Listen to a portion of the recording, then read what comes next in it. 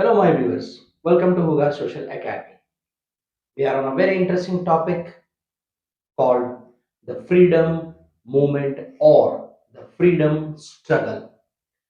In our previous sessions, we have learned about how the INC was formed, how the INC played an important role. Moreover, we have understood about the role of the moderates as well as the role of the radicals. In this session, we will continue with one more group of INC called as revolutionaries. The role of revolutionaries are also very important as radicals as well as the moderates who with their mild attitude they used to approach up to the viceroy or the British.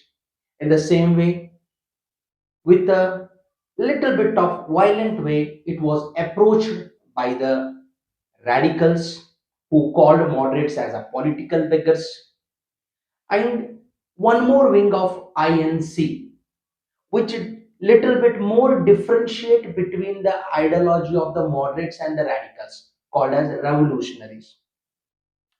They strongly believe, revolutionaries, they strongly believe that until and unless we will not take a violent path, British are not going to leave this country. They will not leave this country. We have to create a terror in the minds of whom? In the minds of in the minds of the British, so that they should think on, work on regarding liberation of the country called as India. For this purpose, the revolutionaries they not only began their movement in the country India itself, but even they approach to the outer nations also, so that wherever Indians have been settled down, they can get some sort of help from them. Keeping in this mind, it was been seen that these people called as revolutionaries, they started collecting the money, they started collecting organizing of the groups, they started giving the trainings to the people about how to fight with the British. In this form, we have even seen the groups, the organization like Abhinava, Bharata, Anushila, Samiti, right? Outside of the nation, the group like Dragon. The purpose of doing this, it was only very straight. It was that to make the British out of this country. They believed that until and unless with the action we will not go till that time the British is not going to think related to the freedom of this country. The great revolutionaries like Bhagat Singh, Sukhdev, Chandrasekhar Azad, Lala Lajpat Rai, they played a major role. Subhash Chandra Bose, who played a major role in liberation of this country. There are many more are there, like V.D. Savarkar is there, Khudiram Bose has been there, Chandrasekhar Azad, many prominent leaders who actively took part in the freedom struggle. So this shows what it is that the ideas of the moderates, radicals, and revolutionaries, all these three ideologies are different. They are working according to their ideology, but aim is one, that they want the liberation of this country called as India. Okay, so in this form INC work, and this INC is very active up to the period of 1947. But now we are going to come with our main concept, the concept called as a Gandhi era. The concept called as Gandhi era from 1920 to the period of 1947. It's a Gandhi era. Okay, right? Now here what we see that Gandhi's era, which began from the period of 1920, but we have seen that, okay, he arrived to the India in the year period of 1915, basically born in this country, citizen of this country. But we have seen that for higher education, he reached up to the way up to the England for the barrister, studied there. Then he reached up to the way up to the South Africa, where he did the work of the lawyer as an advocate. He worked over, but he saw that in the Africa, okay, there is also the rule of the British. In the Africa also there is a rule of the British, and British treated blacks as a slaves. Moreover, the workers who are working in the different areas, okay, they were low paid. They were low paid to the whom, to the workers, okay. And even Gandhiji also faced, when he was also in the way, he was struggling when he entered into the train booking, with the having the hat on his head, coat, pant, everything very perfect.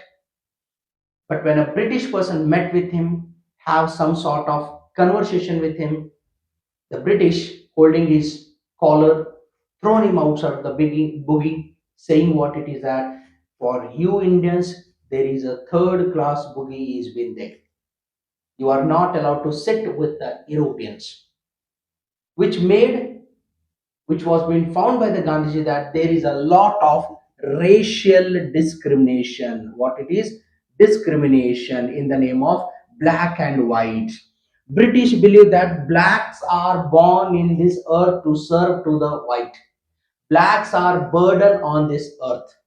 It was a belief of whom? Belief of the British. Gandhiji fought for it with his simple philosophy like satyagraha, non-violence, peaceful way. These were become the weapons of whom? Weapons of the Gandhiji. Gandhiji never become any sort of angerness within himself, nor he showed his angerness to the whom, to the others, but his angerness he showed in the form of silence, by the peace. And the day came when the policy like apartheid policy, which talks about the discrimination between the black and white, was being abolished from the South Africa. Abolished from the where? From the South Africa. Okay, right? Who did this work? Gandhiji did it. And Gandhiji actually, after completion of that, realized that this is the country which doesn't belongs to him. Country South Africa. His country is the India, where there also the British are been there. So he comes to the way to the country called as India in the period of 1915. In the period of 1915, met with the whom, with the his guru called as Gokhale. On the advice of the Gokhale, Gandhiji travels through whole India by the train, by the walk, from the bullock carts, okay, walks, finds out there are many number of problems, issues were being there, which were creating a damage to the which one, to the development of India. Gandhiji started his period of this movement from the 1920, right? But in the year 1919, we see that in the year 1919 we see that the British government introduced an act called as a Rowlatt Act. What introduced? Rowlatt Act. It was the law which was been introduced. The act gives the permission to the British officer to arrest the Indians if they are mere suspected. If they are mere suspected, like if four British persons are been moving from the area, from the village, and two of the persons, they are having a conversation with each other standing in front of the hotel, and these four British persons felt that they are talking about them, they are arrested. This gave the opportunity to the British officers to arrest many of the leaders, which created a panic among the whom among the Indians. In the to stop that, okay, we have seen we get to know that in the year 1919 at the place called as a Punjab, okay, in the Punjab, the place called as Jallianwala Bagh, the place called as a Jallianwala Bagh, where number of people joined to oppose the act which was been introduced, the act which was been introduced at this area in the Jallianwala Bagh. Okay, the British General Dyer, appointed General Dyer to look after it. Now, General Dyer, what he does, he introduced army rule and the place in the Punjab. Who General Dyer introduced what army rule? According to the army rule, people can't gather at one particular place. People will not gather at one particular place, which was not known by the people who gathered in the way in the Jallianwala Bagh. Number of women's, number of children's, young ones, old ones, everyone become the part of the oppose against the act which was called as a Rowlatt Act, which was directly they were misusing the power and they were arresting the people.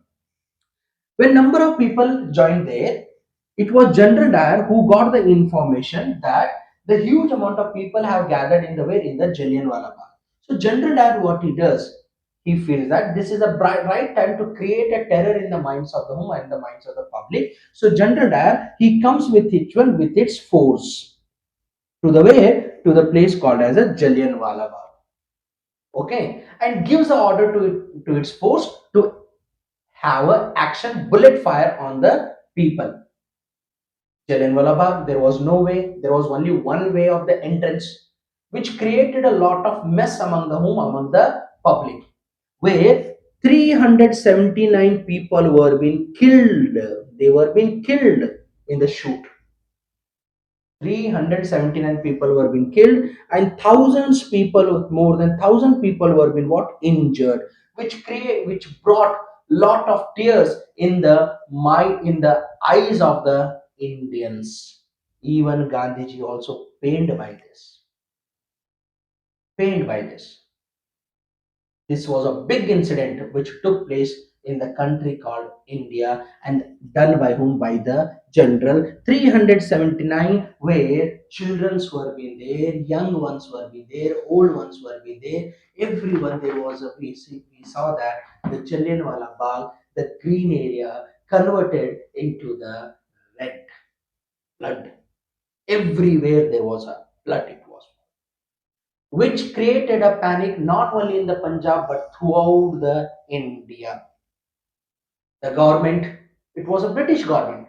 British government brought up a commission called Hunter Commission to find out what was the major issue.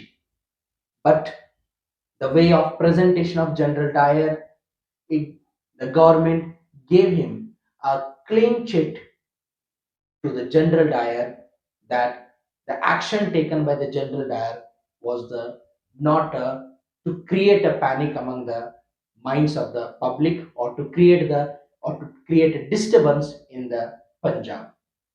But we very well know that the British brought the tears in the eyes of the Indians.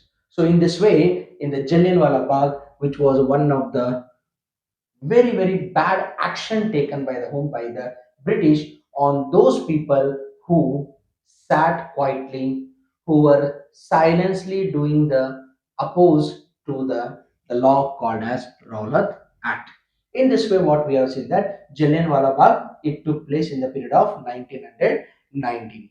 So this shows what it is that the British were quite very uh, autocratic on the Indians. Okay, so this was all related to the Jallianwala Bagh as well as the revolutionary. In my next session, I will come with a further what more happened and how our freedom struggle it continued.